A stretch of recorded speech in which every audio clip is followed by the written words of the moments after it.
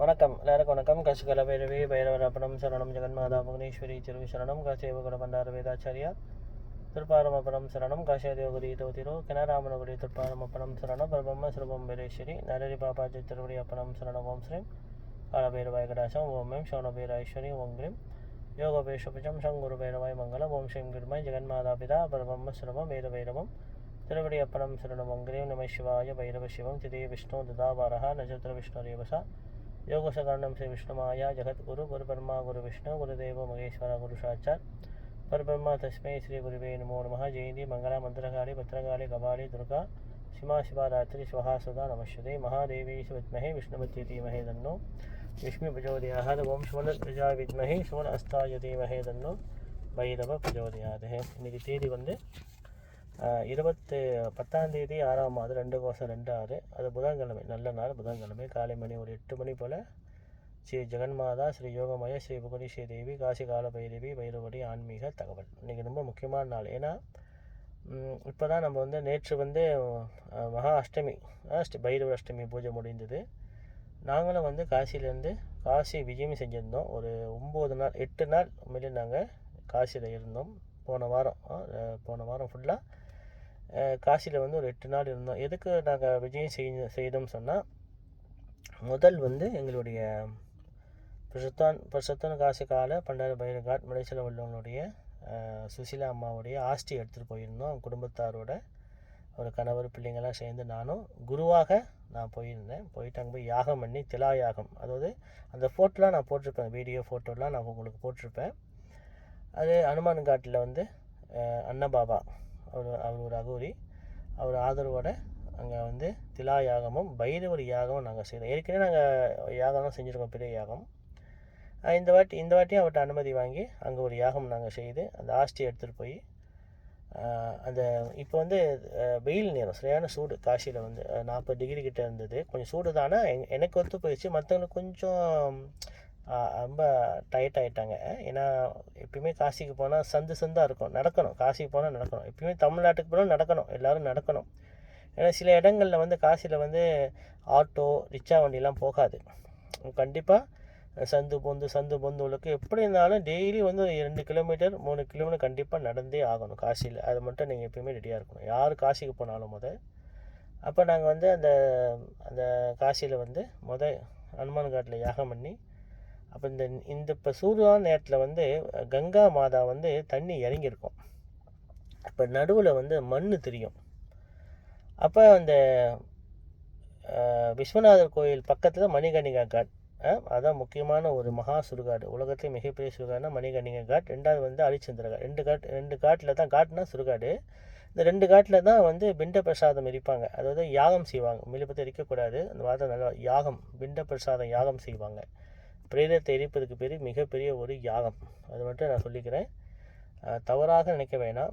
இது வந்து அப்பா அம்மாவுடைய சமண்டீகரணத்தையும் குருவோட சமண்டீகரணத்தையும் ரொம்ப உயரமாக இறைவனுக்கு சமமாக பாவித்து நம்ம செயல்படணும். சில பேர் வந்து தீட்டு தோஷம் அப்படின்னு சொல்கிறாங்க. அப்படிலாம் ஒன்றும் இல்லை. அது காசி இந்த மாதிரி அழகாக பார்த்து காசிக்கெலாம் போயிட்டு வந்தால் தான் அதோட அருமை பெருமை தெரியும். காசி மகா சுடுகாடு தான், விஸ்வநாத கோயில் பின்னால் தான் மணிகர்ணிகா காட். அப்போ அந்த மணிகர்ணிகா காட்டுக்கு நேராக அந்த கங்கா நதியை தாண்டி நடுவில் போனால் மணல் இருக்கும்.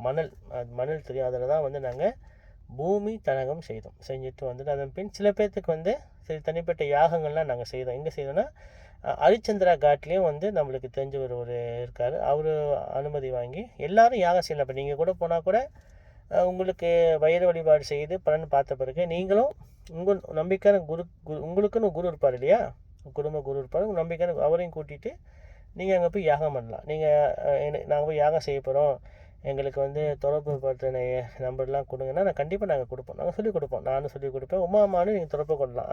காசிக்கு போனால் என்னென்ன நீங்கள் வழிபாடுகள் செய்யணும், என்னென்ன யாகங்கள் செய்யணும், என்னென்ன நீங்கள் வந்து அங்கே பொருள் வாங்க போகிறீங்க, எந்த பொருள் எங்கே வாங்கலாம்.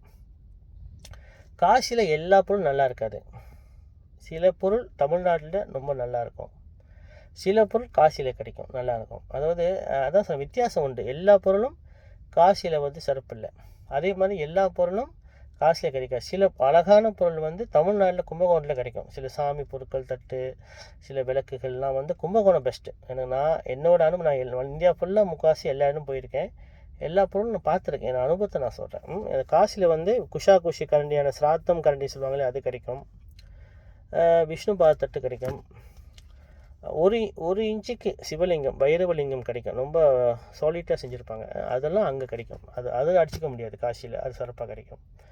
அதே மாதிரி இப்போதைக்கு நாங்கள் வந்து இந்த யாகங்கள் தர்மங்கள்லாம் முடித்தோம். 3 பேர்த்துக்கு நாங்கள் யாகம் செய்கிறோம். ஒன்று வந்து நம்ம குரூப்பில் உள்ளவங்க முக்கியமான ஒருத்தர், அவருக்கு நான் சுசிலா அம்மாவுடைய சமணிகரணம் செய்தோம். அப்புறம் இன்னொரு அம்மாவுக்கும் திலா யாகம் செய்தோம்.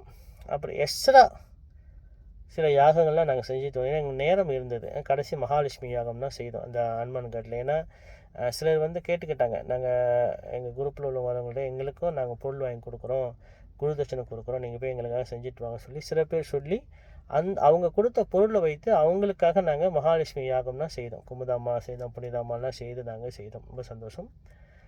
சூரிய ஐயா உள்ள குடும்பத்துக்காருக்கும் ரொம்ப நன்றி. அவர் தான் என்னை கூட்டிகிட்டு போனார். அவரோட மனைவிக்கு அந்த சமண்டிகை அவரும் நல்லா ஒத்துழைச்சி கரெக்டாக எப்படின்னா ஒரு உண்மையாக இருந்து அங்கே நாங்கள் இந்த யாக தர்மத்தையும் செய்து வந்தோம். யார் காசிக்கு போகிறவங்களும் சரி, என்னென்ன சந்தேகம் உங்களுக்கு இருந்தால் எங்கள்கிட்ட கேளுங்க, நான் சொல்கிறேன். ஏன்னா காசியில் வந்து ரொம்ப நல்ல விஷயமும் உண்டு, ரொம்ப கெட்ட விஷயம் உண்டு. 2வது விஷயம் வந்து அடிக்கடி சொல்லுவேன், காசிக்கு போனாலும் சரி தயவுசெய்து தங்க பொருள் கழுத்தில் போடாதீங்க. சங்கிலியோ மோதிரம் எதுவுமே போடாதீங்க. ஏன்னா காசியில் சில நாகா சாதுக்கள் இருப்பாங்க. அவங்க அகோரிகள் நாகா சாதுக்கள். அவங்களுக்கு வந்து வசியம் செய்கிற சக்தி அதிகமாக இருக்கும். அவங்க திடீர்னு வந்து தலையில் கை வச்சாங்க, நம்மளுக்கு என்ன நடக்குதுன்னு நம்மளுக்கு தெரியாது. அவங்க என்ன செய்யலாம் நம்ம செஞ்சுருவோம். இப்போ எடுத்துக்காட்டு ஒரு சம்பவம் நடந்தது. திடீர்னு தலையில் கை வச்சோடனே நம்மளுக்கு மயக்கம் வந்துடும். நம்ம அவர் என்ன கேட்குறாங்களோ, ஓகே சங்கிலி கழட்டி கொடு, மோதிரத்தை கழட்டி கொண்டு நம்ம கழட்டி கொடுத்துருவோம்.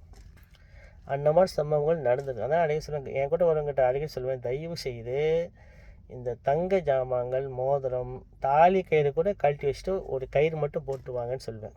ஒரு மஞ்சள் கயிறு கட்டி. ஏன்னா இப்போ நாங்கள் அந்த இடத்துல போகிறோம், திடீர்னு ஒரு கழட்டி கொடுத்துட்டாங்கன்னா நம்ம வந்து திரும்பி வாங்க முடியாது. காசு நல்லதும் உண்டு, கெட்டதும் உண்டு. எல்லா காசு நல்ல இடம் என்ன சொல்லாதீங்க, கெட்ட இடமும் சொல்லாதீங்க. ஏன்னா நம்ம தான் ரொம்ப கவனமாக இருக்கணும். யார் காசிக்கு போனாலும் அங்கே ரொம்ப கவனமாக. அதே மாதிரி முடிந்தவரை 3 மணி 2 மணிக்குன்னா கோவில் தரிசனம், ஃப்ரீ தரிசனத்துக்கு நீங்கள் போகணுன்னு ஆசைப்பட்டீங்கன்னா, இப்போ விஸ்வநாத கோவில் வந்து ஸ்பெஷல் பாஸ் எடுத்து போகிறவங்களும் இருக்காங்க. ருத்ர அபிஷேகம் பண்ணுறதுக்கு ஸ்பெஷல் பாஸ்போர்ட் காமிச்சு ஆன்லைனில் புக் பண்ணிட்டு போகிறவங்களும் இருக்காங்க. மக்களோடு சேர்ந்து போகணும்னு சொன்னால் கண்டிப்பாக 2 மணிக்கு தான் போயிடணும் விஸ்வநாத கோயில். அது பொதுமக்கள் வரிசையில் நின்றால் தான் ஒரு 4 மணி நேரம் ஆகும் நீங்கள் விஸ்வநாதரை போய் பார்த்துட்டு வர்றதுக்கு வெளியே. அதே மாதிரி வாராகி அம்பாவை பார்க்கணுன்னா விடியகாலம் ஒரு 2 மணிக்குனா கூட்டு நிற்கும். 3 மணிக்குனா வாராகி டெம்பிளுக்கு போயிடணும். விடிகாலையே போயிடணும். போனால் தான் நீங்கள் பொதுமக்கள் வரிசையோடு போய் வாராகி அம்பாவை வந்து முகத்தை பார்க்க முடியாது. 2 பாதாள பைரவி, அவங்க வந்து பாதாளத்தில் இருப்பாங்க. அவங்க பாதை நீங்கள் பார்க்கலாம், அவங்க முகத்தை வந்து பார்க்கலாம். ஒரே ஒரு குருக்கள் மட்டும்தான் அந்த வாராகி பாதாள பைரவ கோயிலுக்கு போய் பூஜை பண்ணிட்டு வருவார். ஏன்னா அவ்வளோ சக்தி அந்த வாராகி அம்பாள் வந்து அங்கே காசியில் வந்து. அது வந்து நல்ல சிவாலய காட் பக்கத்தில் நினைக்கிறேன், அது எனக்கு சரியாக தெரியல. ஆனால் நீங்கள் பெரிய தரிசனத்துக்கு போகணுன்னா விடிகாலையிலே போயிடணும். 5 மணிக்கு மேலே போகிறேன், இந்தியா நேரத்துக்கு சொல்கிறேன், 5 மணிக்கு போகிறேன், 6 மணிக்கு போகிறேன்னா அதெல்லாம் சாத்தியமாகாது. ஏன்னா அங்கே கூட்டம் வந்து 2 கிலோமீட்டர் 3 கிலோமீட்டர் நிற்கும். நீங்கள் அதெல்லாம் தாண்டி போகிறதுக்கு 7 மணி 8 மணி நேரம் நிற்கணும் பசி பட்டினியோட. அது உங்கள் உடம்பு ஏற்றுக்காது. உடம்பு ரொம்ப டைட்டாகிடும். அடுத்த ஃபங்க்ஷன் நீங்கள் போய் கலந்துக்க முடியாது. அடுத்த ஒரு ப்ரோக்ராம் நீங்கள் செய்யவே முடியாது. அதே மாதிரி காசி வந்து ரொம்ப விசேஷமான ஒரு இடம். எல்லாரும் அந்த மணிகர்ணிகா காட் கிட்ட பிரேதம் இருப்பாங்களே, அதில் வந்து ஊத்து லிங்கம்னு ஒன்று இருக்குது. ஊத்து லிங்கம். அந்த ஊத்து லிங்கம் சொன்னது வந்து காலையில் ஒரு 7 மணிக்கு அங்கே பூஜை ஆரம்பிப்பாங்க. வந்து கொஞ்சம் உள்ளுக்கு போகணும். அப்படின்னா அந்த மணிகர்ணிகா காட் பிரேதம் இருக்கிறாங்களே, பிண்ட பிரசாதம் யாகம் செய்கிறாங்களே, அது முன்னுக்கு வந்து ஊத்து லிங்கம்னு கேளுங்க சொல்லுவாங்க. அது வந்து அண்டர்கிரவுண்ட் மாதிரி ஒரு 5 அடி கீழே இறங்கி போகணும். அங்கே அகோரிகள் வந்து யாகம் செய்த அக்னி குண்டம் அங்கே இருக்குது. அங்கே குருக்குள்ள உட்காந்துருப்பார். அவர்கிட்ட போயிட்டு நமஸ்காரம் பண்ணி அவங்க உட்காந்து தியானம் பண்ணிங்கன்னா ரொம்ப விஷயம். ஏன்னா அது என்ன ஒரு சிறப்புனா, அந்த ஊத்துலிங்கம் கீழே நீங்கள் போய் மண்டிட்டு உட்காந்து தியானம் பண்ணிங்கன்னு சொன்னால், வெளியே நடக்கிற எந்த சவுண்டும் உள்ளுக்கு வராது. வெளியே வந்து அவ்வளோ சத்தம், அவ்வளோ சவுண்டாக இருக்கும் வெளியே. ஆனால் நீங்கள் அந்த ஊத்துலிங்கத்து உள்ளுக்கு போய் கீழே போய் உட்காந்து மந்திர ஜபம், ஏதோ ஒரு காயத்ரி ஜபம் பண்ணுறீங்க வச்சுங்களேன், உங்களுக்கு வெளியேந்து வர எந்த சத்தமும் காதுக்கு வராது. அப்படி ஒரு மகத்துவம் பொருந்திய இடம் அந்த இடம். கண்டிப்பாக ஊத்துலிங்கத்தை பார்த்துடுவாங்க. மணிகர்ணிகா காட்டு போனீங்கன்னா கண்டிப்பாக நீங்கள் ஊத்துலிங்கத்தை பார்த்துட்டு வரணும். அதே மாதிரி ஊத்துலிங்கம் பக்கத்தில் உள்ளுக்கே வந்து அகோரிகள் யாகம் பண்ண அக்னிகுண்டு அங்கே இருக்குது. அந்த அக்னிகுண்டு தொட்டு குருக்கள் இருப்பார், விபூதி வாங்கி பூசிட்டு நீங்கள் வாங்க அனுபவிச்சு முன்னே தட்சணை கொடுத்துட்டு வாங்க. அதே மாதிரி வந்து அங்கே என்ன சிறப்புனா, அகோரி மார்க்கத்துக்கு உடைய குரு வந்து நரஹரி பாபா. அவரோட சிஷ்யன் அகோரி மார்க்கத்தில் முதல் சிஷ்யன் வந்து கினராமன் அகோரி தான் ஆதி அகோரி. அவரோட படம் அங்கே இருக்கும், அவரையும் தரிசனம் பண்ணிட்டு வாங்க. அவர் அங்கே வந்து அவர் சமாதி எங்கே இருக்குன்னு எனக்கு தெரியல. அது நரஹரி பாபாவோட கோயில் வந்து காசியில் வந்து 5 கிலோமீட்டர் தூரம் இருக்குது. அது வந்து அகோரி கோயில் சொல்லுவாங்க, அகோரி மார்க்க கோயில். அது வந்து நரஹரி பாபா கோயில் அங்கே இருக்குது. அவரோட எலும்புகள் வந்து இன்னும் அங்கே வந்து பாலம் பண்ணி வச்சுருக்காங்க. வருஷத்துக்கு ஒரு முறை அந்த எலும்புகள் வந்து வெளியே எடுத்துகிட்டு வந்து வச்சு யாகம் பண்ணி திருப்பி அந்த எலும்பை வந்து உள்ளுக்கு கொண்டு வைப்பாங்க. அது வந்து அவருடைய ஆஸ்தி. அது வந்து மண்டை ஓடு அந்த எலும்புகள்லாம் வந்து நரஹரி பாபாவுடைய அந்த எலும்புகள் இன்னும் வச்சு பூஜை பண்ணி யாகம். அது வந்து அகோரி கோயில். அப்போ வருஷத்துக்கு ஒரு முறை எல்லா அகோரிகளும் அங்கே வருவாங்க. அந்த குருவோட அந்த ஆஸ்தி அந்த பார்த்து தொட்டு கும்பிட்டு யாகம் பண்ணுறதுக்காக அங்கே வருவாங்க. அப்போ வந்து நம்மளாம் போக முடியாது. ஏன் போக முடியாதுன்னா கூட்டம் அதிகமாக இருக்கும், திருவிழா டைம் கிட்ட போக முடியாது. ஆனால் சில ஆராய்ச்சியாளர்கள் அந்த எலும்பு ஆராய்ச்சி பண்ணும்போது அதில் அந்த எலும்பில் வந்து ஓம் டிஎன்ஏல இருக்குதுன்னு சொல்லி ஒரு ஆதாரம் காட்டியிருக்காங்க. அப்போ அந்த எலும்புக்கு அவ்வளோ மகத்துவம் இருக்குது. அந்த எலும்புகளை அந்த நரஹரி பாபா தான் அகோரி மார்க்கத்துக்கு குரு. அவருடைய எலும்புக்கு அகோரிகள் ரொம்ப முக்கியத்துவம் கொடுக்குறாங்க, இறைவனுக்கு சமமாக பூஜிக்கிறாங்க. வருஷத்துக்கு நீங்கள் பார்த்தீங்கன்னா அந்த கோயிலுக்கு, அது காசிலேருந்து 5 கிலோமீட்டர் நரஹரி பாபாவோட கோயில் எங்கன்னா கூப்பிட்டு போவாங்க. எல்லா டூர் செய்கிறவங்களுக்கும் தெரியும், காசியில் நீங்கள் கேட்டால் கண்டிப்பாக கூப்பிட்டு போவாங்க. அந்த கோயிலுக்கு போய் தியானம் பண்ணிவிட்டு மந்திர ஜபம் கண்டிப்பாக உங்களுக்கு பிடிச்ச தெய்வங்கள் ஏதாவது தெய்வங்கள் நீங்கள் சொல்லுவீங்க இல்லையா, நம்ம உட்காந்து ஒரு 108 முறை மந்திர ஜபம் பண்ணிட்டு வாங்க. நரஹரி பாபாவோட கோயிலும் அவரோட எலும்புகளும் அந்த ஆஸ்தியும் இன்னும் வச்சு பாடம் பண்ணி பூஜை பண்ணியிருக்காங்கன்ட்டு அந்த கோயில் அதை எடுத்து. ஆனால் ஆதி அகோரி, அதாவது சிஷ்யன் நரஹரி பாபாவோட சிஷ்யன் கினராமன் அகோரியோட சமாதி, அவரோட ஜீவ சமாதியோ அவருடைய அந்த சாஜ்யம் கடைசி காரியம் என்ன ஆச்சு இந்த வரைக்கும் கண்டுபிடிக்க முடியல. எனக்கு தெரியல. நானும் அகோரிக்குள்ளே இருந்திருக்கேன், கேட்டிருக்கேன், அவங்களும் சொல்லலை, தெரில. என்றைக்கு எனக்கு அந்த விஷயம் கிடைக்குதோ அப்போ நான் மக்கள்கிட்ட நான் பகிர்ந்துக்கிறேன். ஏன்னா அதான் சொல்கிறேன், அதாவது இதெல்லாம் வந்து நீங்கள் பார்க்க வேண்டிய ஒரு விஷயம். நான் எல்லா வீடியோ நான் அப்டேட் பண்ணேன் ஃபேஸ்புக்கில். டிக்டாக் வந்து இந்தியாவில் கிடைக்காது, டிவி போடணும். இந்த ஃபேஸ்புக் கண்டிப்பாக கிடைக்கும். ஃபேஸ்புக் எல்லா வீடியோவும் நாங்கள் செய்த யாகம், நாங்கள் எந்தெந்த இடத்துக்கு போய் எல்லாமே ரொம்ப சில இடங்களில் கேமரா எடுக்க முடியாது. கோயிலெலாம் நம்ம கேமரா எடுத்து விஸ்வநாத கோயில், காலபைரவர் கோயிலெலாம் கேமரா எடுத்து போக முடியாது. இப்போ முன்னே வந்து 2018 முன்னால் கேமரா எடுத்துகிட்டு போகலாம். இப்போ வந்து ரொம்ப சட்டத்திட்டங்கள்லாம் போட்டு ரொம்ப கேமராவே முடியாதுன்ட்டாங்க. அதனால் என்னால் வந்து சில தெய்வங்களோட ஃபோட்டோவையோ வீடியோ எடுத்து நான் மக்களுக்கு பகிர்ந்துக்க முடியல ஃபேஸ்புக்கில். ஆனால் இருந்தாலும் நாங்கள் செய்த யாகம் பூஜை முறையில் நான் வந்து ஃபோட்டோ வீடியோ எடுத்து போட்டிருந்தேன். சரி, இப்போ வந்து இந்த ஊத்துலிங்கம் மணிகர்ணிகா காட்டில் தான் இருக்குது. அடுத்த முறை போனீங்கன்னா கண்டிப்பாக நீங்கள் போய் அந்த ஊத்துலிங்கத்தை பார்த்துட்டு, அந்த ஊத்துலிங்கத்துக்கு மேலே காலபைரவருக்கு அம்பாள் செய்த யாகம் குண்டம் மேலே மணிகர்ணிகா காட்டுக்கு மேலே வந்து ஒரு அக்னி குண்டம் இருக்குது. இன்ன வரைக்கும் அக்னி அங்கே எரிஞ்சிக்கிட்டே இருக்குது. அந்த அக்னி வந்து அந்த அக்னிலேருந்து சாம்பலை எடுத்து அந்த பிரேத காரியம், அதாவது அந்த ஹோமம் செய்கிறாங்க இல்லையா, அந்த பிண்ட பிரசாத ஹோம பொருளுக்கு அங்கே உள்ள சாம்பலை எடுத்து போட்டால் தான் தீ பற்றும். அந்த மணிகர்ணிகா கீழே ஊத்துலிங்கம், மேலே வந்து அம்பாள் காலபைரவருக்கு செய்த அக்னி குண்டம் அங்கே இருக்குது. அந்த அக்னி இன்னும் எரிஞ்சிட்டு இருக்குது. 2000 ரூபாய் கொடுக்கணும். இப்போ யார் ஒருத்தவங்க அவங்களுடைய சொந்தக்காரங்களுடைய பிண்ட பிரசாத பூஜை அங்கே செய்கிறாங்கன்னா கண்டிப்பாக அந்த மணிகர்ணிகா மேலே கோயில் போய் அந்த விஸ்வநாதர் காலபைரவர் தரிசனம் பண்ணிவிட்டு, சின்ன கோயில் தான், அங்கே வந்து அக்னி குண்டம் எரிஞ்சிக்கிட்டே இருக்கும். அந்த சாம்பலை எடுத்துக்கொண்டு வந்து அந்த பிரேதத்துக்கு பிண்ட பிரசாதம் மேலே போட்டால் தான் அங்கே தீ பற்றும். அங்கே நீங்கள் பார்த்தீங்கன்னா கட்டை அடுக்குவாங்க, கட்டை அடுக்கியிருப்பாங்க, பச்சை கற்பூரம் தான் பயன்படுத்துவாங்க, சந்தனக்கட்டை பயன்படுத்துவாங்க. ஏழைகள் நம்ம கொஞ்சம் பணக்காரங்க தான் ஃபுல்லாக சந்தனக்கட்டை அடுக்குவாங்க யாகம் செய்வதுக்கு. ஆனால் சந்தனத்தூள் அங்கே ரொம்ப மனமாக இருக்கும், அதை எடுத்து அங்கே பிரேதத்துக்கு மேலே போட்டு அங்கே யாகம் செய்வாங்க.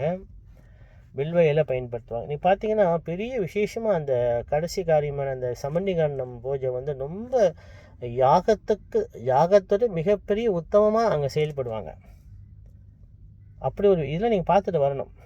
நீங்கள் கண்டிப்பாக நீங்கள் அதான் வந்து என்னோடய வழிபாட்டில் சேர்ந்த அனைவரும் பைரவர் நல்ல ஜெபம் பண்ணுங்கள். உங்களுக்கு காசி கண்டிப்பாக வந்து காசி, அலகாபாத், உஜ்ஜினி இதெல்லாம் கண்டிப்பாக உங்களுக்கு வந்து ஒரு தரிசனம் கண்டிப்பாக வந்து உங்களுக்கு அமையும்.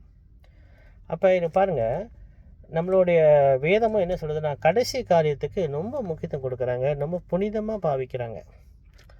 அது எல்லாரும் புரிஞ்சுக்கணும் சொல்லி தான் அங்கே வந்து காசின்னு ஒரு நகரம் வந்து அந்த ஆதி காலத்தில் அமைஞ்சு அங்கே கங்கா நதி ஓடி வருது.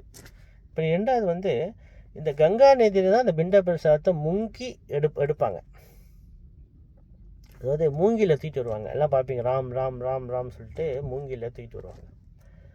தூக்கிட்டு வந்து அந்த கங்கா நதியோடு அப்படியே முங்கி எடுப்பாங்க. சில பேர் தண்ணி தெளிக்கிறாங்க, கங்கா நதி எடுத்து தண்ணி தெளித்து அதுக்கு பேர் தான் அந்த யாகம் செய்வதுக்கு அந்த பிரேதத்தை பிண்ட பிரசாதத்தை அங்கே கட்டை மேலே வைக்கிறாங்க.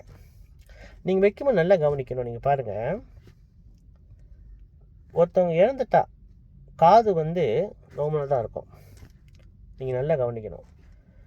ஆனால் அந்த பிரேதத்தோட பிண்ட பிரசாதத்தை காசி உள்ளுக்கு எடுத்து வந்தீங்கன்னா காது இப்படி சோத்து காதோ லேசு இப்படி வளைஞ்சிருக்கும். ஏன்னா அந்த காதில் வந்து கால பைரவர் ராம் ராம் ராம் ராம் சொல்கிறாராம். நானும் என்னோடய அனுபவத்தில் நிறைய வாட்டி நான் காசிக்கு போயிருக்கேன், நான் கவனிச்சிருக்கேன். அந்த மணிகண்டன் காட்டு போயிருக்கேன், ஹரிச்சந்திர காட்டும் போயிருக்கேன். அந்த நான் நின்று பார்ப்பேன், அது ஒரு பெரிய ஒரு சந்தோஷம், அது பெரிய மகத்துவம் இல்லையா? அந்த பிரேதம் யாகம் செய்யும் போது நான் உட்காந்து என்னோடய மூல மந்திரத்தை நான் சொல்லுவேன். அந்த ஆத்மாவுக்கு முத்தி கிடைக்கணும், எனக்கு புண்ணியம் கிடைக்கணும், எல்லோரும் நன்மை நடக்கணும். ஏன்னா இந்த பிரேதம் எரிக்கிறது மிகப்பெரிய யாகம், உலகத்தில் மிகப்பெரிய தர்மம் அதுதான், பைரவ தர்மம் அதுதான். அப்போ அந்த காதை நீங்கள் கவனிச்சிங்கன்னா காது லேசாக அப்படி வளைஞ்சிருக்கும். நல்லா நீங்கள் நோட் பண்ணணும். நீங்கள் அடுத்த முறை கண்டிப்பாக காசிக்கு எல்லோரும் போகும்போது மணிகண்டன் காட் போய் பாருங்கள். அங்கே வந்து அந்த பிரேதம் எரிப்பாங்க, எரிக்கும் போது அந்த காதை கவனிங்க. ஆனால் தலையை மூட மாட்டாங்க, தலை வெளியே தெரியும், தலை இப்படி வெளியே தெரியும், தலையை மூட மாட்டாங்க, காலை மூட மாட்டாங்க. ஆனால் உடம்பை மட்டும்தான் அங்கே தனகம் பண்ணுவாங்க. இது நல்லா கவனிக்கணும். அதெல்லாம் நீங்கள் வந்து ஏன்னா இதெல்லாம் வந்து ஏன் சொல்கிறேன்னா இதெல்லாம் ஒரு பெரிய புண்ணிய காரியம். நீங்கள் போனீங்கன்னா உங்களுக்கு முடிஞ்ச வரைக்கும் அங்கே சந்தனத்தூள், சந்தனக்கட்டை, பச்சை கற்பூரம், பில்வ இலையெல்லாம் வாங்கி அந்த ஹரிச்சந்திரன் ஃபேமிலி தான் அங்கே எரிப்பாங்க, அந்த யாகம் செய்வாங்கள்ல, அந்த அவங்களும் குருக்கள் தான். அவங்கள்ட்ட கொடுத்து என் சார்பாக நீங்கள் போடுங்கன்னு சொல்லுங்கள். அவங்களும் நீங்களே போடுங்க. சில பேர் சொல்லுவாங்க பரவாயில்ல நாங்கள் போட்டோம், நீங்கள் போடுங்கன்ட்டு அவங்க அனுமதி கொடுப்பாங்க. நீங்கள் பார்த்தீங்கன்னா அங்கே வந்து அனுமதி வாங்கி அங்கே செய்கிற ஒரு பிரேத சம்ஹாரண பூஜை மிகப்பெரிய உத்தமமான ஒரு விஷயம்னா அந்த பிரேதம் எரிப்பது மிகப்பெரிய ஒரு யாகம். அதே மாதிரி இது வந்து வெளியே சொல்லக்கூடாது தான், அதை நீங்கள் தெரிஞ்சுக்கங்க. அந்த ஊத்தலிங்கம் சொன்ன பார்த்தீங்களா, அந்த ஊத்தலிங்கத்தில் வந்து அகோரி மார்க்கத்திலும் யாகம் செய்த அக்னி கொண்டு இருக்குது. அந்த சாம்பல் முடிஞ்சால் கொஞ்சம் ஒரு பிடி அந்த குருக்கள்கிட்ட வாங்கி அது பத்திரப்பட்டி வச்சுக்கோங்க. ஏன்னா அந்த சாம்பல் கையில் வச்சுருந்தா பேய்கள் அலறும். போனீங்கன்னா எல்லோரும் அந்த சாம்பல் ஒரு பிடி சாம்பல் குருக்கள்கிட்ட இந்த சாம்பல் எடுத்துகிட்டு போக முடியுமான்னு கேளுங்க. அவர் எடுத்துகிட்டு போமா சொன்னால் ஒரு பேப்பரில் மடித்து எடுத்துருவாங்க. அது ரொம்ப ரொம்ப விசேஷம். ஏன்னா நீங்கள் அதை பூச கூட வேணாம், வீட்டில் வச்சாலே போதும். அதே மாதிரி அந்த ஊத்தலிங்கம் அக்னிகுண்டத்துக்கு மேலே நான் சொன்னால அம்பாள் பைரவ யாகம் செய்த அக்னிகுண்டம் எரிஞ்சிட்டு இருக்குது, அந்த சாம்பல் கிடைச்சாலும் இன்னும் விசேஷம். அதெல்லாம் அற்புதமாக வேலை செய்யும். அதெல்லாம் நீங்கள் வச்சுக்கணும். ஏன்னா நம்ம கண்ணுக்கு தெரியாத கெட்டதும் இருக்கும் நல்லதும் உண்டு இல்லையா?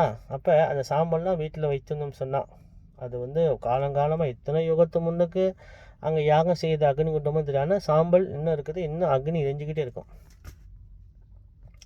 அக்னிகுண்டம் எரிஞ்சிக்கிட்டே இருக்கும். அதே மாதிரி இந்த கங்கா நதியில் வந்து 2 நதி சேருது, வருணன் ஆசி நதி, வருண நதி, 2 நதி ஒன்றா சேர்ந்தால் தான் கங்கா நதி. ஆனால் இந்த 84 காட்டில் பஞ்ச காட்னு ஒன்று இருக்குது. அங்கே வந்து என்ன சொல்கிறாங்கன்னா, அங்கே வந்து 5 நதி ஒன்றா சேருன்னு சொல்கிறாங்க. எப்படின்னா காசியில் வந்து வர்ண நதி மேலேருந்து வருது, ஆசி நதி இப்படி வருது, 2 ஜாயின் பண்ணி பூமியிலேருந்து 3 நதி ஒன்றா சேர்ந்து பஞ்ச நதி, அந்த பஞ்ச காட்டில் தான் ஒன்றா சேருன்னு சொல்கிறாங்க. அங்கே வந்து சில பேர் தீர்த்தம் எடுக்கிறாங்க. நம்ம தீர்த்தம் எடுக்கக்கூடாது, ஆனால் அந்த காட்டையும் போய் பார்த்துடுவாங்க. அது வந்து ஹரிச்சந்திர காட்லேருந்து 15வது காட் வரும். இந்த போட்டில் போனீங்கன்னு கேளுங்க, பஞ்ச காட் எங்கேன்னு சொன்னால் அங்கே எல்லோரும் குளிப்பாங்க. சில பேர் சில குருமால யாகம் பண்ணுவாங்க, அக்னி கொண்டாடிக்கு குளிப்பாங்க. ஆனால் என்னோடய கருத்து என்னென்னா, உங்கள் உடம்புக்கு வெயில் சூடு தாங்க முடியும்னு சொன்னால் 4ஆம் மாதம் 5ஆம் மாதம் 6ஆம் மாதம் போங்க. ஏன்னா இந்த நேரம் ரொம்ப 40 டிகிரி தொடும். 37 38 தாங்க முடியாது, 40 41 தொடும் டிகிரி. அப்போ எவ்வளோ சூடு பாருங்கள். முட்டைலாம் பச்சை வெந்து போயிடும் போல, அவ்வளோ ஒரு சூடாக இருந்தாலும் இதெல்லாம் மிகப்பெரிய மகத்துவமான ஒரு விஷயம். இதெல்லாம் வந்து நான் வந்து ஏன் இதை சொல்கிறேன்னா, நீங்களாம் வந்து ஒரு விஷயம் தெரிஞ்சுக்கணும். காசின்னு வந்து இவ்வளோ விஷயம் இருக்குது. காசிக்கு போனால் கண்டிப்பாக இந்த சிராத்த கரண்டி குஷி கண்டி வாங்கிட்டு வாங்க. விஷ்ணு பாதம் அதை வைத்து தான் சிராத்தம் உண்ணணும். விஷ்ணு பாதம் தனியாக கிடைக்கும், தட்டோடையும் கிடைக்கும். அது கண்டிப்பாக வாங்கிட்டு வாங்க. ஏன்னா இதெல்லாம் வந்து கிடைக்காத ஒரு மகத்துவம். 3வது விஷயம் கிரி நம சிவாய பைரவ சிவம். நாங்கள் வந்து இந்த வாட்டி வந்து கண்டிப்பாக நாங்கள் வந்து பைரவர் யாகம் செய்வோம். வருஷத்துக்கு ஒருமை எங்களோட புருஷத்துவான். அதில் வந்து பைரவ யாகத்துக்கு நாங்கள் வந்து ஹோம பிரசாதம்னு ஒன்று கொடுப்போம். போன வாட்டி நாங்கள் வந்து காசிலேருந்து பைரவ லிங்கம் 1 இன்ச்சு வாங்கிட்டு வந்து கொடுத்தோம். ஆனால் இந்த வாட்டி நாங்கள் வந்து பிராஸில் வெங்கலத்தில் வந்து பைரவர் 1 இன்ச்சுக்கு நாங்கள் செய்து அதை யாக பொருளாக வைத்து, யாக பிரசாதமாக வைத்து, அதுக்கு உயிர் கொடுத்து, இந்த ஹோமத்தில் யாரை வந்து கலந்துக்கிறாங்களோ உமாமா தொடர்பு கொள்ளுங்கள். அவங்க நம்பர் கோசம் 12 கோசம் 14 3 கோசம் 9 6 7 கோசம் 7 வருஷத்துக்கு ஒருமுறை நாங்கள் செய்வோம். அந்த ஹோமத்துக்கு தான் நாங்கள் காசிலேருந்து அந்த பைரவர் செய்து 10 கையோட 1 இன்ச்சுக்கு வெங்கலத்தில் செய்து கழுத்தில் மாற்ற மாதிரி. ஏன்னா இந்த லிங்கம் நாங்கள் கொடுத்துறோம், பைரவ லிங்கம் போன வாட்டி கொடுத்தோம். இந்த வாட்டி பைரவர் செய்து கொடுக்கணும், உத்தராட்சத்தோடு சேர்த்து கோர்த்து கொடுக்கணும் ஒரு ஆசை. ஏன்னா அவங்க வந்து லிங்கத்தை வைத்து பூஜை பண்ணும்போது அந்த பைரவரையும் வைத்து அவங்க பூஜை பண்ணி அஷ்டபைரவர் காயத்ரி மந்திரம் சொல்லி பூஜை பண்ணி கழுத்தில் போடும்போது அவங்க என்ன மாதிரி தோஷம் வந்தாலும் அதை உடச்சிடலாம். நான் அடிக்கடி சொல்வேன், இந்த 8 பைரவர் மந்திரத்தை கண்டிப்பாக படிங்க. 8 பைரவர் மந்திரம் ரொம்ப ரொம்ப வாழ்க்கைக்கு முக்கியத்துவம். ஒரு நாளைக்கு 10 முறை படிங்க. காலைல 10 முறை, மதியம் 10 முறை, இரவு 10 முறை படிங்க. உங்களுக்கு கஷ்டங்கள் வந்தாலும் அது தலைக்கு தலைப்பாடு அப்படியே விலகும். இது அனுபவத்தில் அது உண்மையான விஷயம். அப்போ அந்த 8 பைரவர் ஒன்றா சேர்ந்தது 10 கை வைத்த தசா மகா பைரவர்னு நாங்கள் செஞ்சுருக்கோம். கண்டிப்பாக ஹோமம் கண்டிப்பாக இந்த வருஷம் செய்வோமா தெரியல, அடுத்த வருஷம் கண்டிப்பாக நாங்கள் செய்யும் போது கண்டிப்பாக நாங்கள் ஹோம பிரசாதத்துக்காக நாங்கள் அந்த பைரவர் நாங்கள் எடுத்து வந்திருக்கோம். உத்தராட்சத்தோடு கோர்த்து ஒருத்தர் பெரிய தர்மவான், பேர் சொல்ல விரும்பலை, பேர் பிரகாஷன், நல்ல மனுஷன். அவர் தான் எங்களுக்கு அந்த தர்மமாக வாங்கி கொடுத்தாரு காசு. அது ஏன்னா அவருக்கு நன்றி, குடும்பத்துக்கு நன்றி. ஆனால் எல்லாத்துக்கும் இந்த பைரவர் ஒரு ஆசீர்வாதம் போய் எல்லாத்துக்கும் போய் கிடைக்கணும்னு சொல்லி தான் நாங்கள் போய் 3வது விஷயமாக அந்த பொருள் நாங்கள் எடுத்துகிட்டு வந்தோம். ஒரு $200 செஞ்சுட்டு வந்திருக்கோம். முத்துராட்சோட கோர்த்து செஞ்சுட்டு வந்திருக்கோம். ஏன்னா காசியில் தான் அது செஞ்சுட்டு எடுத்துன்னு ஒரு ஆசை. ஏன்னா காசிலேருந்து நாங்கள் வாங்கிட்டு வந்த பைரவ லிங்கத்தை 1 இன்ச்சு லிங்கத்தை நாங்கள் எல்லாத்துக்கும் ஹோம பிரசாதமாக கொடுத்து எல்லோரும் அந்த அவருக்கு அபிஷேகம் பண்ணி பூஜை பண்ணி வீட்டில் வச்சு எல்லோரும் சில பேர் அப்படி வச்சுட்டாங்க. ஆனால் செய்கிறவங்களுக்கு ஒரு 10-15 பேர் அந்த பைரவலிங்கத்தை வச்சு அபிஷேகம் பண்ணி யாகம் பண்ணி மந்திர ஜபம் பண்ணவங்களுக்கெல்லாம் நல்ல பலன் நடக்குது. அதே மாதிரி பைரவ பென்டன் தான் நான் செஞ்சு காலத்தில் போட்டிருக்கேன் பாருங்கள். இதுதான் பைரவ பென்டன், நான் காமிக்கிறேன் பாருங்கள். இதுதான் இந்த பைரவ பென்டன் தான் நாங்கள் கழுத்தில் போட்டிருக்கேன். நான் பூஜை பண்ணி போட்டேன். இந்த பைரவ பென்டன் பிராஸ் வெங்கலம் அயன் பொண்ணில் வெங்கலம், அது தான் நாங்கள் இப்போ வாங்கிட்டு வந்திருக்கோம். வந்து இப்போ பூஜையில் நாங்கள் வச்சுருக்கோம். எப்போ ஹோமம் செய்கிறோமோ, மிகப்பெரிய யாகம் செய்யும் இல்லையா வருஷத்துக்கு, அந்த யாக பிரசாதமாக இந்த பைரவரும் உத்தராட்சமும் கொடுக்கணும். எல்லாத்துக்கும் கழுத்தில் எல்லோரும் ஒன்று போடணும் எங்களுக்கு ஒரு ஆசை. ஏன்னா நம்பிக்கையாக செய்கிறவங்களுக்கு பலன் கண்டிப்பாக பார்ப்பாங்க. சில பேர் நம்பிக்கை இல்லாத பக்கம் இருக்கட்டுமே, தெய்வ நம்பிக்கை இல்லாத ஒரு கோசல், அவங்க நம்பிக்கை யாரும் கோசலக்கூடாது. ஆனால் நம்பிக்கையாக நம்ம சொல்லி செய்கிறவங்களுக்கு பலன் கண்டிப்பாக நடக்கும். அது ஒரு முறை ஒருத்தவங்க உணர்ந்துட்டாங்கன்னா அப்புறம் அவங்க விடவே மாட்டாங்க. பைரவர் வழிபாடு கை மேலே பலன் உண்டு. விதியை மாற்ற முடியும். நான் சொல்லலை, வேதம் சொல்லுது. வேதம் இறைவனை நேராக பார்த்த ரிஷிமார்கள் கண்டிப்பாக வழிபாடு கை மேலே பலன் உண்டு. பைரவ வழிபாடு நம்ம கரெக்டாக பூஜை பண்ணோம்னு சொன்னால் அற்புதமான பலன் கண்டிப்பாக கிடைக்கும். கிரிய நம சிவாய பைரவ சிவம். இந்த சதஸ் வந்து 146, நான் போனாடி 145 செய்தோம். இப்போ 146வது வீடியோ. இது வந்து காசி உடைய நாங்கள் போயிட்டு வந்து உள்ள வீடியோ, 2வது வீடியோ. 45 நான் வந்து வந்தோடனே நான் கொடுத்தேன். ஏன்னா எல்லோரும் காசிலேருந்து என்னென்ன செய்துட்டு வந்தோம் சொல்லி எல்லாத்துக்கும் தெரியும். இப்போ காசியோடைய எல்லோரும் போனால் இதெல்லாம் கண்டிப்பாக நாங்கள் என்னென்ன சொன்னனோ அதெல்லாம் கண்டிப்பாக நீங்கள் பார்த்துட்டு கண்டிப்பாக சந்திச்சுட்டு வரணும். இந்த கோயிலில் கண்டிப்பாக நீங்கள் பார்க்கணும். காசிகால பைரவி, பைரவர் அப்படம் சரணம், ஜெகன்மாதா புவனேஸ்வரி திருசுரங்கரி, நம சிவாய பைரவ சிவம்.